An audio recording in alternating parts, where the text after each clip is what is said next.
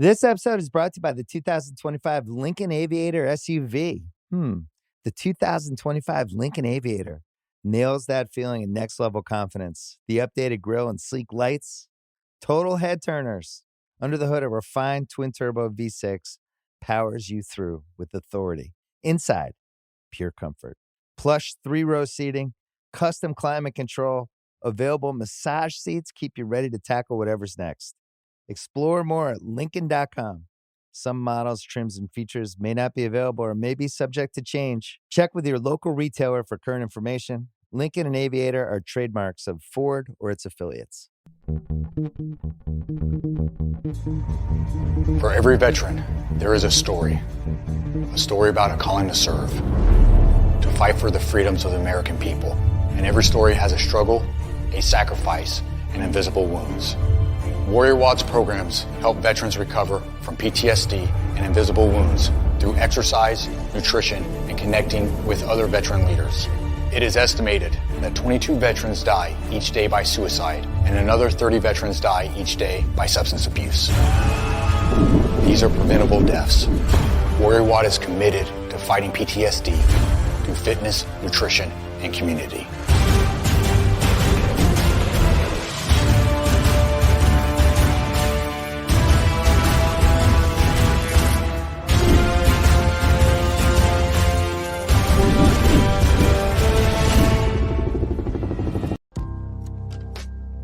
In October 2019, Arlington, Texas was chosen to be the home of a new national museum, unlike any other.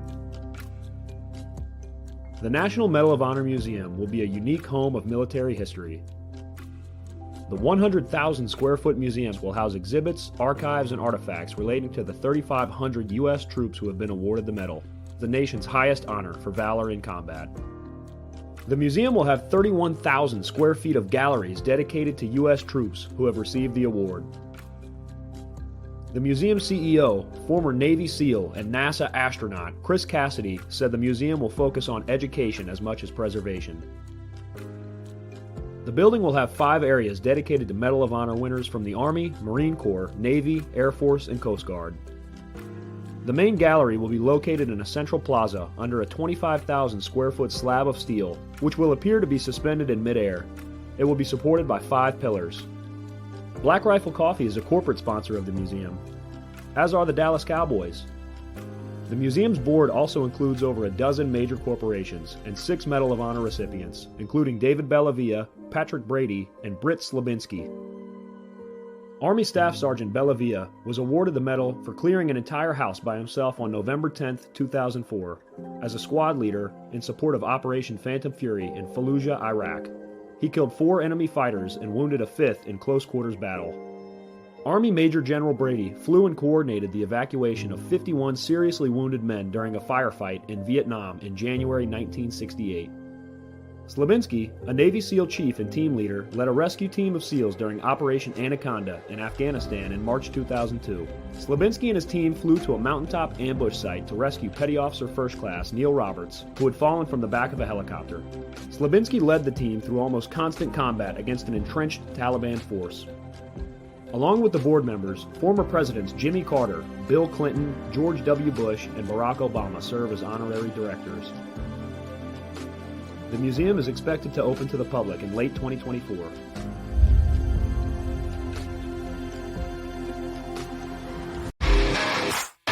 All right. Welcome back. Misfit Nation, the Misfit Nation show. We are a show founded by a veteran and hosted by 2 veterans and a military spouse. Our mission is to get people to tell their stories to the world. If you're an author, share your tips with the Misfit Nation. If you're a musician or an actor, our audience needs to know how they too can get into the business. Coaches, we love our coaches. Come on and share your tips with the Misfit Nation to help them become better versions of themselves. If you are a corporate leader or an entrepreneur, come on and show how you did it and how hard you have fought for success. If you are a veteran, first responder, or Gold Star family, we would love to have you come on and share your story with the Misfit Nation. We always have time for you. If you're feeling down, alone, or starting to see the darkness, Stop. Think about those who are around you. You are not alone.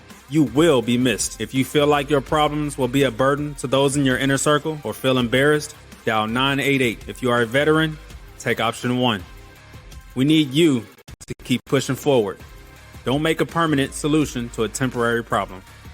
If you are a new listener, welcome to the Misfit Nation Show. Be sure to subscribe to our show on your favorite podcast app. Also on our YouTube channel at @the_Misfit Nation. Subscribe and click the bell to keep you up to date on our latest episodes and all of our news. You can also find us on Heroes Media Group and About Face Radio. Now, let's get to the show!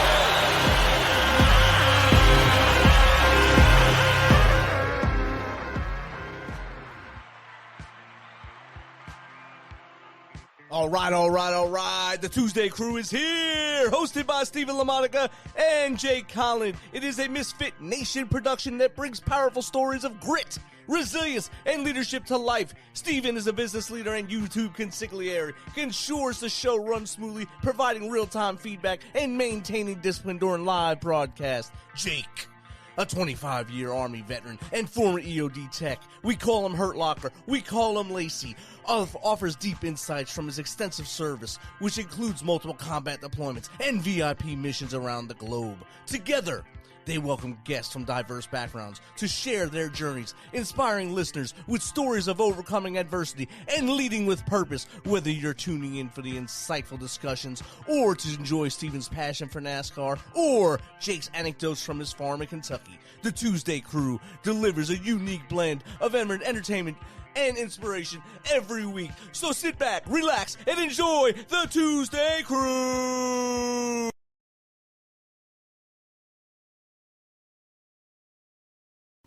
All right. It's Tuesday.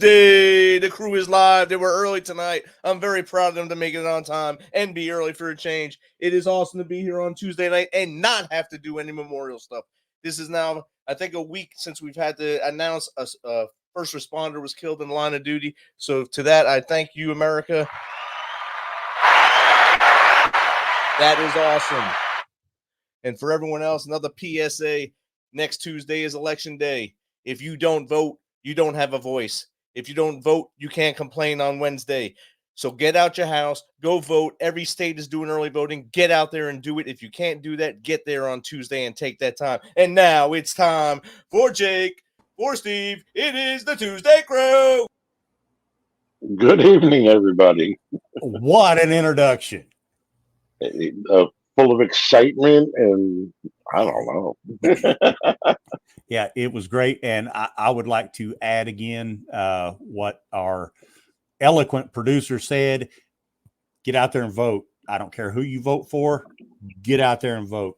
And remember to like, subscribe, and share. Yes. How you doing this evening, Stephen? I'm doing well, thank you. And you? I am doing well. Had a good day today and planning on a good day tomorrow. That's always fun to hear. I went and got a flu shot and updated COVID shot today, and a little medicine for my eye because I got something going on. So I got needle marks and drugs, and I'm happy. I'm a happy man. All right. Hey, we got a real good guest coming in tonight. Chaplain John Wenderlein, for lack of a better term, Navy brat, traveled the globe with his father and family while his father was in the Navy. He's an author, he is a minister, and he is a chaplain. And reading his bio, he was an athlete and then went to college and studied theology, and now he is a hospice chaplain and great guy. He's got a great story, and I think without any further ado, let's pop him on here and let's chat with him. Well, Chaplain John, how are you, sir? How are you doing, Jake and Stephen? Are these glasses good, thank you. Take these off? Yeah, they're fine. On off, it don't matter. That's fine. I'm doing wonderful, guys. I want to thank you guys for letting me come on. Any opportunity I get a chance to speak about that, something so dear to my heart, I just so look forward to it. I know we hit it right off, Jake, when we talked, and when you took a quick little break, Steve and I was able to have a little bit of conversation. But again, I'm here at your mercy, and I would just love to have conversation. Well, all right. We gave a little bit on your bio, told a little bit about you, gave the 2-cent version of it. So why don't you start from whenever you want to start and take us up to right now to how we got where we are today. Absolutely. Absolutely. Well, haven't always been a chaplain, but I can't imagine doing anything else in my life. I actually started out in the construction industry and was ordained. And then, I was in school in the late 90s. You remember Desert Storm. You remember those wars. And I had read an article when I was in seminary that said for every 1,200 men, there was one chaplain. And my heart just sank into my chest. And of course, at the time, Jake, I was 40 years old, and I came home and told my lovely bride, I said, well, my dad's going to get his wish. I'm going to go join the Navy, and I'm going to be a chaplain. And of course, that didn't work out. I was just a few years too old. But my wife has always followed me around the country. Whenever I needed to move, she would move with me. So I was a little disappointed, and I really didn't know what hospice was until I accidentally stepped past the doorway of a small hospice group in Orlando, Florida. And I walked in and offered my services, and the rest is history. I currently work as a hospice chaplain. I live here in sunny DeBerry, Florida with my wife and my little dog, and I just have the perfect life. I did go to school, got a master's degree in theology, but I get the opportunity to meet different people every day from all different walks of life. It's just such a blessing. That's amazing. And first off, doing what you do, and I know we talked a little bit about it, being a hospice chaplain, and it seems like you probably get in a pretty deep relationship being a chaplain with these folks, and it's in their last, maybe week, 3 or 4 days of their life. And that's got to be tough. You want to talk a little bit about that if you don't mind? Absolutely. There's a little misnomer about hospice, and sometimes people will come on our service and they're on such a short time that we don't even get a chance to visit them before they pass. But I have several patients that have been on for 2 or 3 years because they've slowly digressed or transgressed, or their medical condition has worsened. But yes, I would say I get the opportunity to come into their last season of life. The scripture tells us that we live through seasons. In fact, I'm always reminded every time I say the word season of that song that was written in the mid '60s. And I'm not gonna have the name of the group right, but it was a song that went, there's a season to live and a season to die, a season to laugh and a season to cry. Well, that's out of the book of Ecclesiastes, like the 3rd chapter. And even though that was a Vietnam protest song, I believe it really gives clear example of the things we're going to face. There's a few things we're going to face in life, and end of life is it. So I am so blessed to be able to come into the last part of a person's life and share that with them, share the stories, the struggles. Medical doctors will tell you that they can, to the best of their ability, prescribe medications, Stephen, that will take away a person's pain in their last days. But what never takes away a person's pain is this thing that's going to happen after they close their eyes. That's the unknown. And that's where we come in as chaplains. They have questions. Now, I don't come into a room proselytizing, trying to get them to say the magic words, the abba-dabba-doos or anything like that. But I just want them to know that somehow, guys, it's just going to be okay. Somehow it's coming to an end. And I want to be there for them. And subsequently, I've written 2 books and working on my 3rd. The fact is, we spoke briefly about it. My 2nd book is exclusively about Vietnam veterans, and they're coming to the end of their lives and their struggles with sorting through those things that they were never given, or the honor that was never given them. In fact, that's the name of my book, is Delayed Honor. And to the Vietnam veteran, my heart just goes out. Any veterans, my heart goes out, even though I never served. My father did. And so I have a clear understanding of, again, of the glory involved. But yes, when someone meets me and they see my name tag and they manage to catch the words chaplain, they go, "Oh, you're a chaplain." I go, "Yeah." And I go, "Yeah, I work as a hospice chaplain." And boy, you wouldn't believe the eyes and the looks I get from people. They go, and it's always the same thing. I just don't know how you do it. I don't know how not. I don't know how not to do it. And to get personally attached, I do to a point get personally attached. But God has given me the ability to, I don't know, just love them up as much as I can.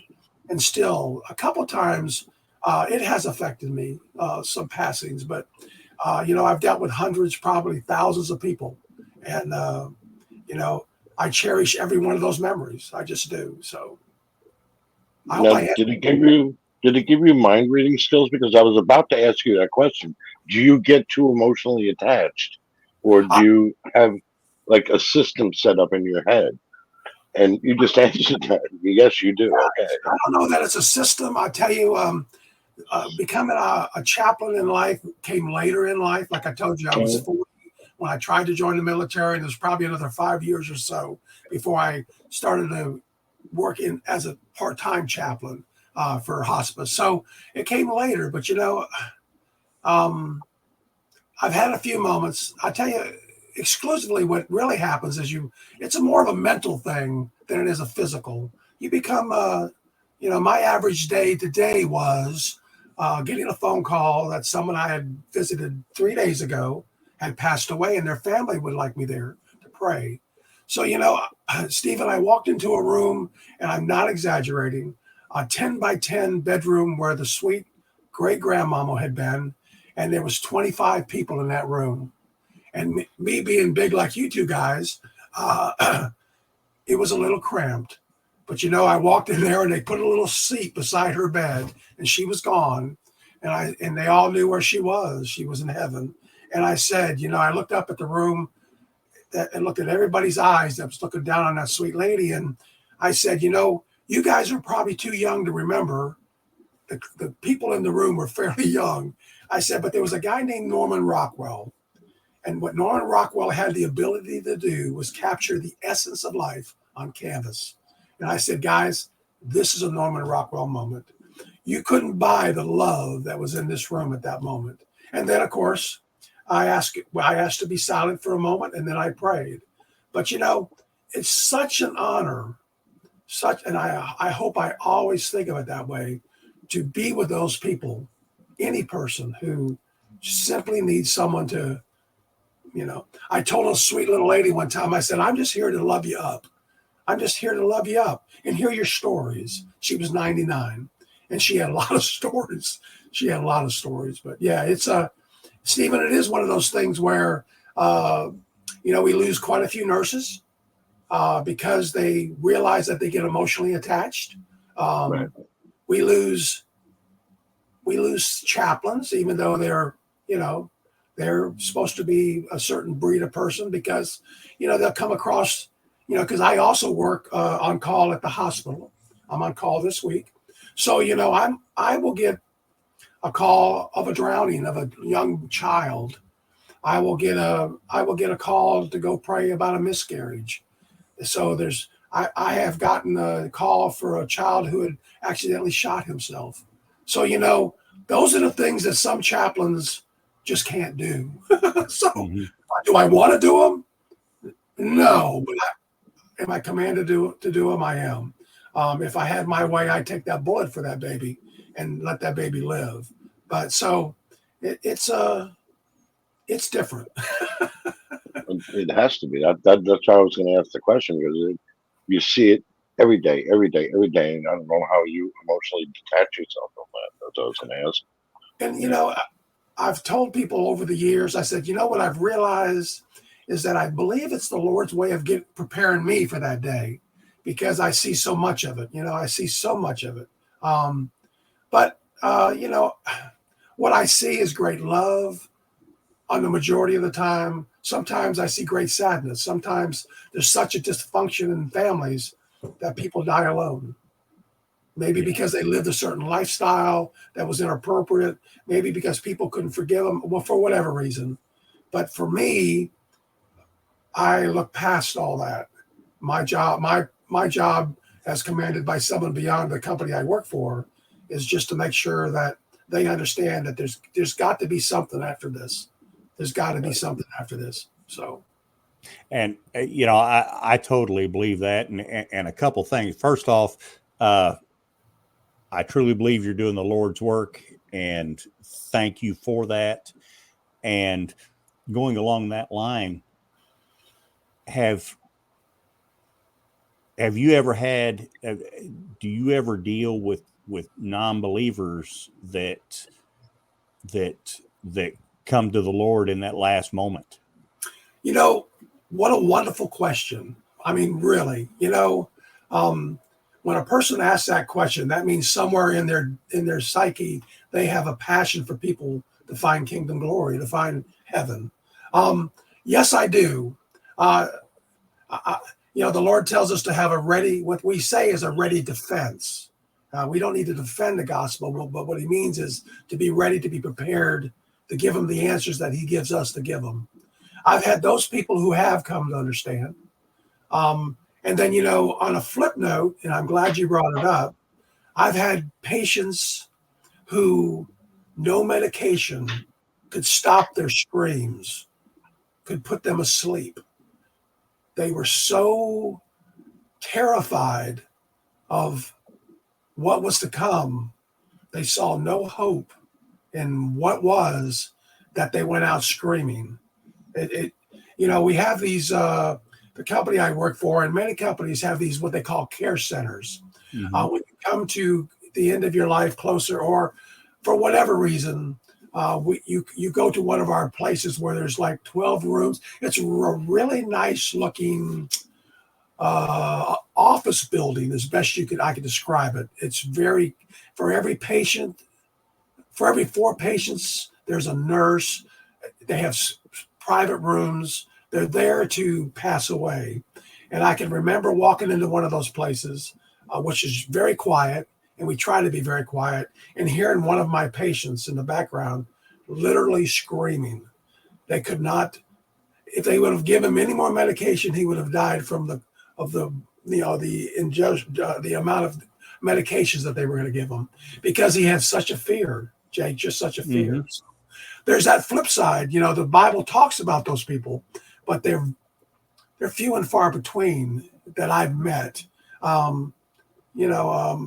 Yes, I've had people, and I think you said in our conversation, if you don't mind me saying this, that you said you were raised Catholic. Mm-hmm. Yeah. Well, I have met a Catholic at the time that Trump was running for presidency the first time. Let me just tell you a little about her, and you guys could just imagine who she was. She was a born and raised New Yorker, Democrat, owned a successful business. So she had quite a lot of opinions. And I remember when I went to visit her, she said, "Chaplain, I'm going to be 100. I said, "Well, good. I want you to be 100. Why would I not? I love our conversation." She was 99. Well, as we progressed, I said, "Oh, you are a Christian," because I saw her with a rosary, and I know you're familiar with those. And I said, "Yes, I am. Raised in the Catholic Church, Catholic. Good." Well, a few weeks had passed before I went to visit her again, and I went to see her. When I walked into her room, I said, "Miss Nancy, what's going on?" She had a very conservative look on her face, and I said, "What's going on?" She said, "Well, I've been thinking." And I said, "Oh, Miss Nancy, I told you, don't be thinking." Just then we laughed. She said, "I was married for 71 years and, my husband's passed away." I said, "Yeah, I know. We talked about him." She said, "And, when I die, but not that I want to die, but when I die, if I get to heaven and he's found somebody else, I'm going to be mad as heck. And she was just as serious as could be. And I said, sweet lady, it don't work that way. You know, I took out a little pad in my pocket and a pen. I said, I tell you what, next time I see you, you just write some notes down. And for the next 6 or 7 months, I became that Bible answer man for her. But, well, you know, I mean, all kinds. It's so wonderful because if I say it once, I've said it 1,000 times. Everyone, despite who they were or what they were, has a life story, has a story that needs to be told, that should be told, whether it be a good story or a, you know, whatever story it is. So with her, she didn't live to be 100. She caught a cold and she passed away in the hospital. And just before COVID had come around, her whole family had come from up New York. Her son had lived in Europe and they all flew in and was with her when she passed. But, you know, I held her hand and we prayed and, you know, she went to a better place. Good to hear. Good to hear. Not good to hear that she's gone, but good to hear that she went to a better place. Now, when we was in the green room a while ago, you mentioned that you had and I think that if I remember right, it was the inspiration for your second book. You had about a 30-minute conversation at a gas pump with a guy. I did, yes, sir. Would you like me to tell that story? And tell a little bit about it. Yes. If I could stand in front of America today and speak about the plight, the heartbreak of our Vietnam veterans, I would do that. You know, we've buried, and I think I told you this, we've pretty much buried all our World War II veterans. Mm-hmm. The last one I had was 103. And when I went into his room, he was still able to have conversation. He was bedridden. But I saw a picture of him on the wall, and he looked like Errol Flynn, the movie actor. I don't know if you know who Errol Flynn was. Oh, yeah. He was in the Army Air Corps. That was before there was even the Air Force. Or if you remember, the Air Force didn't come around till, I think, 48. Mm-hmm. But I had stopped into a gas station to get gas. I had finished the first book. And I saw a gentleman with a Vietnam veteran hat, you know, ball cap. And whenever I see someone, I always walk up and shake their hand and say, sir, thank you for your service. Mm-hmm. And I walked up to this man and shook his hand, and he spun around and he saw my name tag. And he said, I knew quite a few chaplains in the military. He said, you know, my whole family served in Vietnam. Now, I was getting ready to turn around and go pump my gas, but I stopped because I did legitimately want to hear. And this is a story he told. He said, I come from three sons, three brothers, and it was the mid to late 60s. My brother had come home. He was a Marine. He had lived through Vietnam. I was on furlough, and I was going to be coming home in 3 more months. I had to do my medical, you know, out. And he said, I was Army, and I had a younger brother, believe it or not, John, he said, had joined the Navy, and he hadn't gone yet. And my father had served in World War II as a Marine. Mm-hmm. And he said, so we were all his sons were home. And my dad said, let's go so I can show you off. So they went to they headed out, and they went to, I think he called the town Syracuse. I'm not real familiar where he was going. But he said as they rounded the corner in that car, there was a sign they had draped over the regular sign of the VFW that said, Vietnam veterans are not welcome. Wow. And I paused, and I wanted to say, my first thoughts were, that's not true. But then, of course, later I would investigate these stories more. And he said, yep. He said, you know, it broke my dad's heart. He never went back. And then, you know, as I started to, I said, it caused me to, and I'd already had several Vietnam veterans who had, you know, I call them reflection issues. You know, as we get older, and I know you guys know this, we start to reflect on life. Mm-hmm. Maybe just in bits and pieces, sometimes in long, quiet moments. And some of my veterans had just not done well, reflecting on some of their service or how they were treated in the service. So, as I started to study, I realized that there was a little town in the middle of Florida, and it's called Arcadia. My great aunt and uncle lived there in a little mobile home on a little acre of land. But what I remember as a young boy going there to see them, which was about 2 or 3 hours from where we lived in Florida, was as you went by, they had a little airport there, a little fly-in puddle jumper type airport. But on the side or the front of that building was a sign that said, "Go home, Hanoi Jane." And I didn't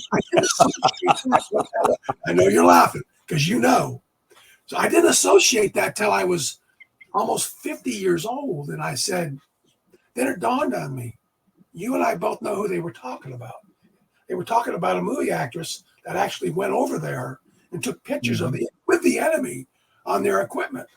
And then took the time while our prisoners were being held at the Hanoi Hilton to say what a bad place America was.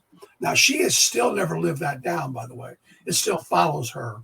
So with that second thought, I thought, how horrible. Then I started to pay better, I think not pay better attention, but maybe pay more attention to my veterans, my Vietnam veterans. And from that is my second book and some of their stories. And I start with the story of Miss Jane Fonda. I can say her name because that's, sometimes the truth hurts. But the truth is the truth, no matter what it is. The truth will always offend somebody at some time, but it's still the truth. So, and he went on to tell me, he said, my father was never the same. And this gentleman had to be 75-ish, that age, Vietnam veterans. And he was not the same. That event in 68 or 67 or whatever that was, stayed with him his whole life. And what happens is when we come to the end of our lives, if we have the opportunity, if the Lord just don't take us in our sleep or a heart attack or something, but if we have a time to reflect, these issues in our lives are going to come back. And for many of these veterans, it haunted them. I'm reminded of a couple of veterans that flew back on Delta Airlines. They had saluted out. One was a Marine, one was a sailor, and they were in their uniforms, and they had flown back into LA, and they were going home. They had, made it, and they were coming home. And when they got off the plane, one of them said, the Navy man said that when he was telling the stories, he said, as we walked through the airport, if you've ever been to LA, it's a monstrous airport.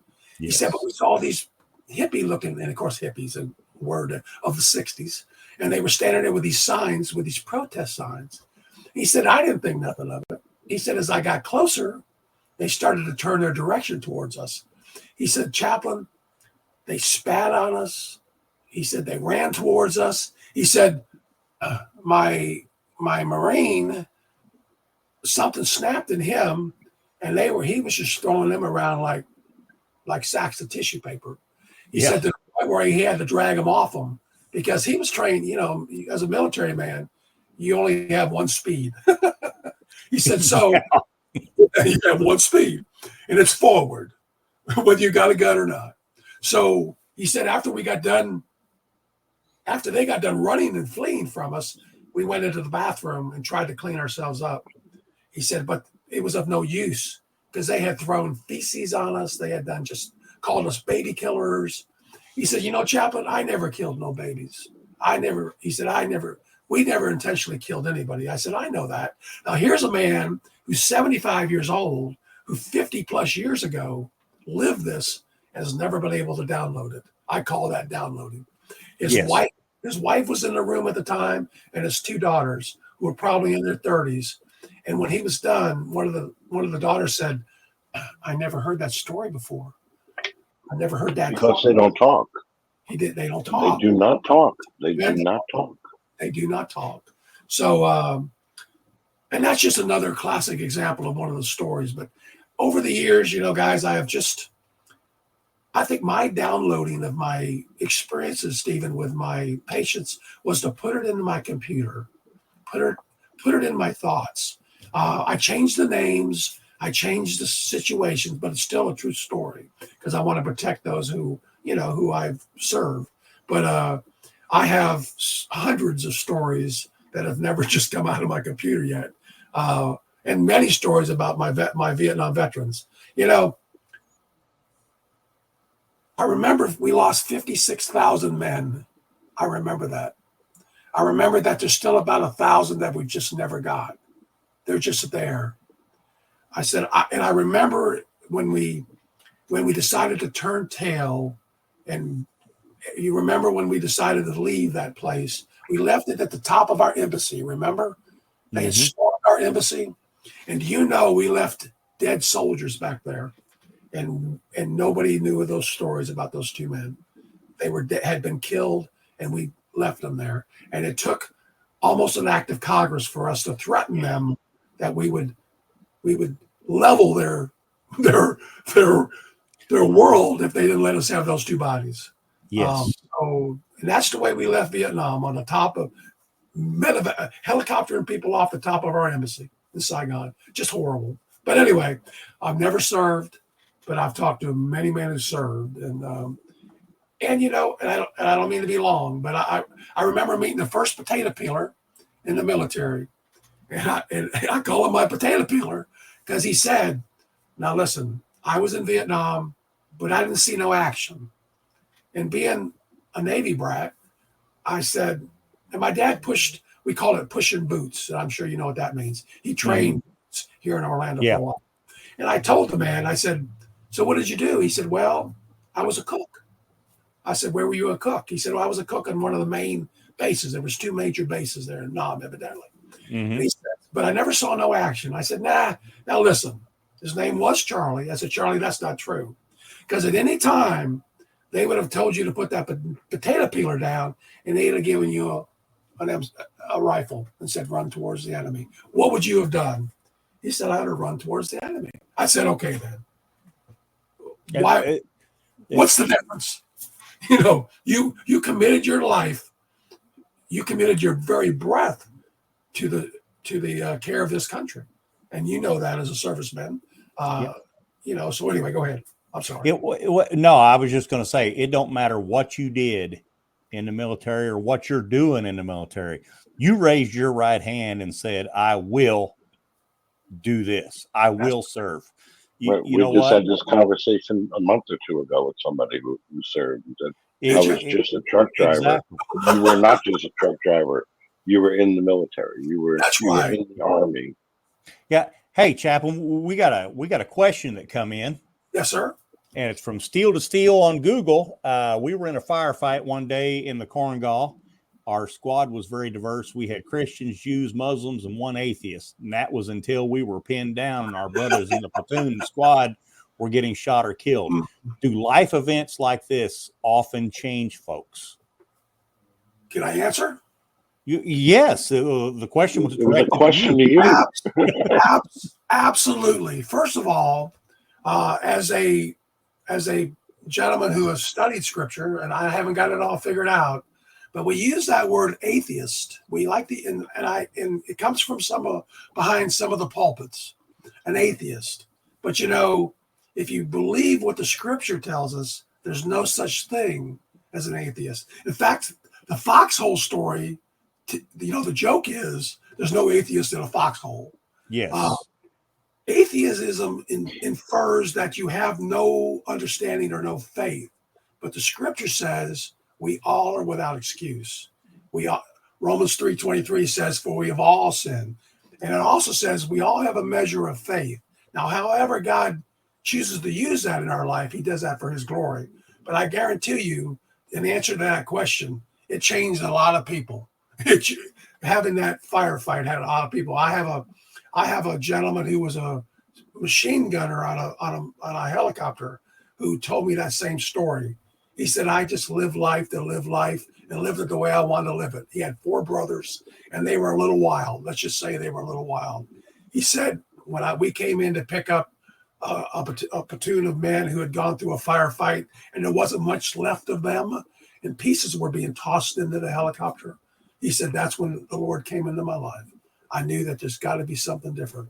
And this man went through 3.5 years because he was a small man.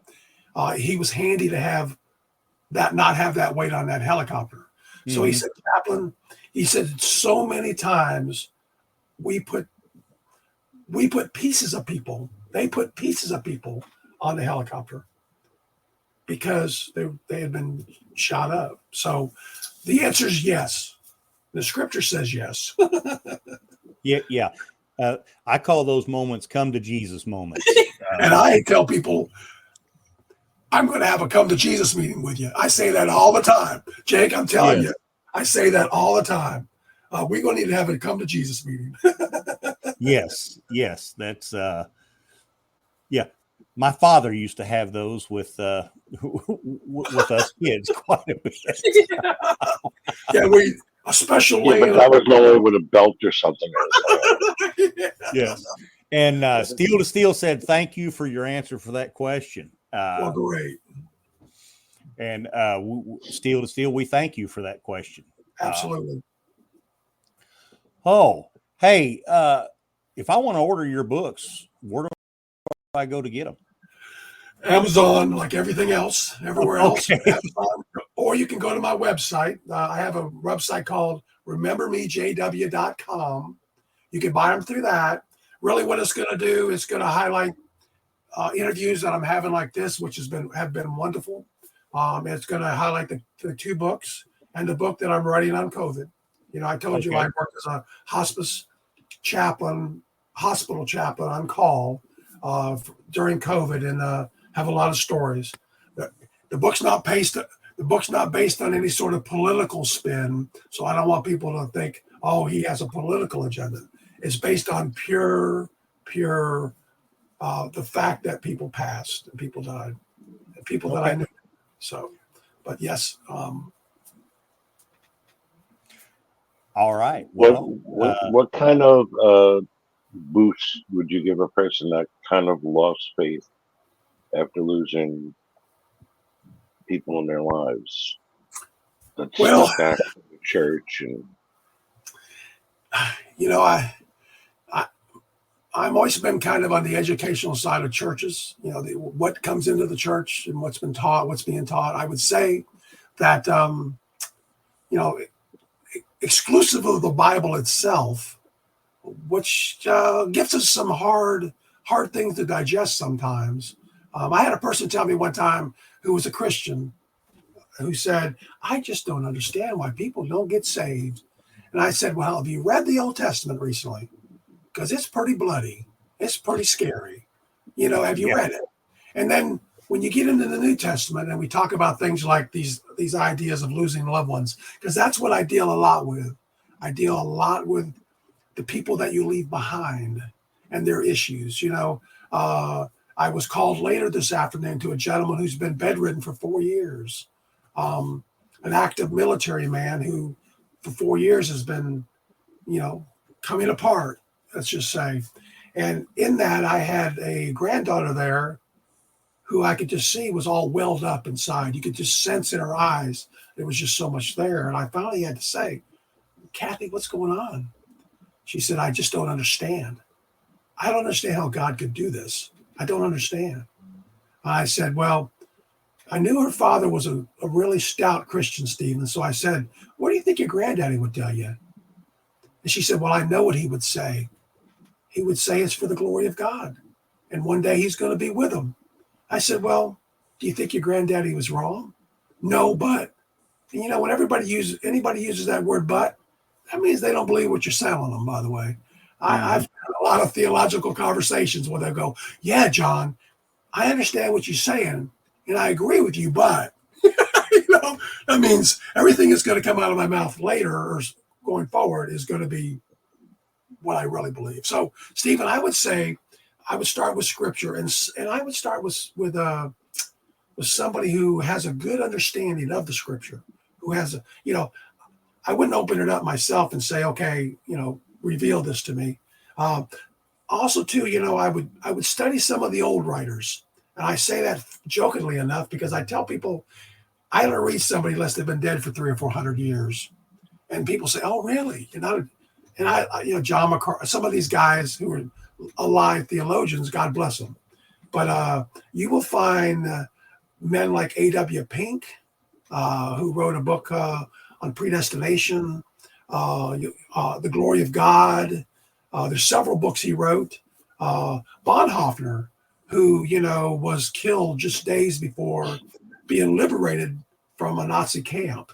He was a minister, and they did a movie about him, but he also wrote several books on this I don't want to call it friction, but this understanding that the glory in which we live is not always defined by our glory, but defined by God's glory. Meaning that God has a plan, and we have to, the Lord says, be silent and know that I'm with you always. What he's saying is, shut up and, I'm paraphrasing, but he's saying, shut up and listen. Just shut up and listen. So it's hard, Stephen. And when we're born, when we're young, we see births, we see weddings, and sometime in our life, and I'm not sure when it is, we start not to see so many weddings, and not so many births, unless they're grandbabies or great grandbabies. And then all of a sudden, we start seeing a lot of funerals. Mm-hmm. And then before you know it, we might be the main event. We might be the man of honor. So right. Life is a cycle. I wish I had a better answer, but no, that answer helped a lot. That's just thoughts in my head. I appreciate that. Good. Got another question here. Okay. I get this question a lot, and I'll let you answer this. From Not Today on X, he said, they see signs saying that Jesus is coming, and is he not already here? Well, you know what? I on that same note, Not Today. I had a very astute professor who had 2 doctorate degrees, and he taught at a local seminary here, Reformed Theological Seminary, and I knew he had written commentaries on every book of the Bible. I knew it. But I knew he hadn't written the last book on the book of Revelation. And I remember when he was done preaching, I pulled him aside and I said, "So, doctor, I have a question for you." I said, "I understand the book of Revelation. Your book of Revelation is coming out." He goes, "Yes, my brother, it is." I said, "So can you tell me, did you learn anything?" He said, "Not a thing. I learned nothing." He said, "Because Jesus Christ said, you will not know the time or the place, but prepare." But you realize when he was standing at the Sea of Galilee, for your listener, when he was standing at the Sea of Galilee, he had spent 50 days with the disciples, and he knew he had to ascend to the heavens. Mm-hmm. And they didn't want him to go. And he said, "But I must go. I go to prepare a place. In my Father's house, there's many rooms, and I go to prepare that place." Jesus was absolutely insistent that he go to heaven. But he also inferred that there'll be signs and wonders. There'll be things that tell you that the end is coming. The moment that our Christ ascended and God looked down and said, "This is my son who I'm well pleased of," was the moment in time that the clock started ticking. So he hasn't come yet, but we know he's showing us the signs every day, Jake, that he's going to come get us. Now, whether we live through something or we don't, that's in his hands. So, yes, we are in the end times, but you understand the end times are till the moment he returns in the heavens, as they say. I hope that answered that gentleman's question, the person's question. Yeah. And the way I answer it is like, yes, he's coming back, and the scriptures have said that he is going to come back. But I'm a firm believer that he's always here with us. Oh, yes. The old song that we learned when I never learned it because I wasn't in church when I was a young man. But My wife was, and I'm always reminded of that song. He walks with me and he talks with me and he tells me I'm his own. We have an intimate one-on-one relationship. The only thing that makes you and I different, Stephen and Jake, is the spirit that lives in us. That will be the only difference. We are flesh. We basically have the same parts. Some of us are a little thicker than others, but the point I'm making is what makes us unique is that we have that spirit that lives in us. But you're absolutely right. We do have a one-on-one relationship. Not a relationship requires a pastor, a priest, the Pope, anybody. We have a personal conversation with our Lord. We just have to be quiet and listen. Yes. Well, hey, where has this time gone? Is it over? Did I talk a lot? Well, I think we all talked a lot. 50 minutes. Yeah, we just blew through 50 minutes. And Chaplain, it was an awesome conversation. And like I said before, and I'm sure Stephen will agree, you're doing the Lord's work. And I'm looking forward to getting on Amazon and putting a little change in your pocket. I'm gonna get your books. I made them where they weren't expensive. And I made them where they were small. And like I said, I look forward to the COVID book. I think that's just going to be eye-opening for people. I think there's some stories that I lived through, that the people around me lived through in the medical profession, that were simply not told, Jake, just not told. That'll make a difference, I think. Now, hey, I was a career Army guy. Do these books have pictures so I can understand them?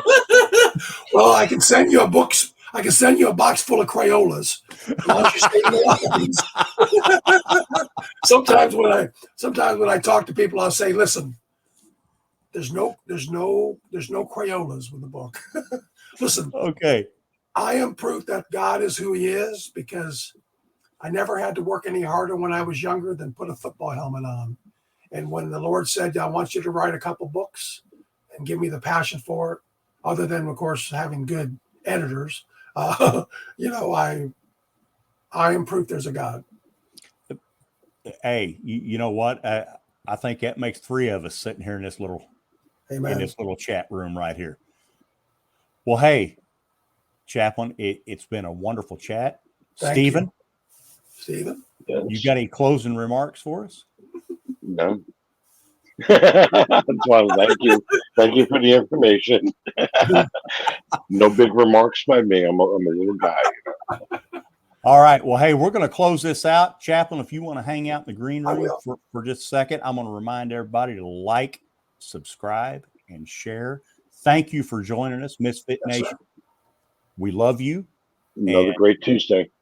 And everybody have a great Tuesday, and we will see you next time. Thank you.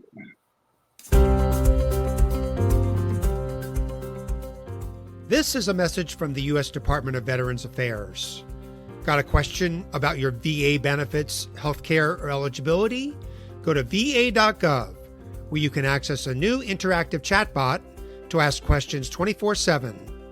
One can still browse va.gov for information, but you can now ask specific questions to the chatbot, like what's the PACT Act? How do I apply for disability benefits? What's my claim status? You can access the new feature through va.gov's Contact Us page. Then click on the Start Chat button. The chatbot will continue to improve veterans' access to information about the benefits and services they've earned. This is one way VA is offering seamless and secure access to its online resources.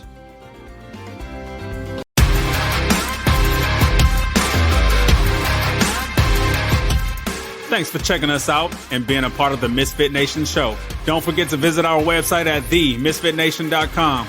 That's themisfitnation.com. Check out all our past episodes and get some of the great Misfit Nation gear for you and your family. As always, be humble, stay hungry, and keep hustling because we are Misfit Nation. Misfit Nation.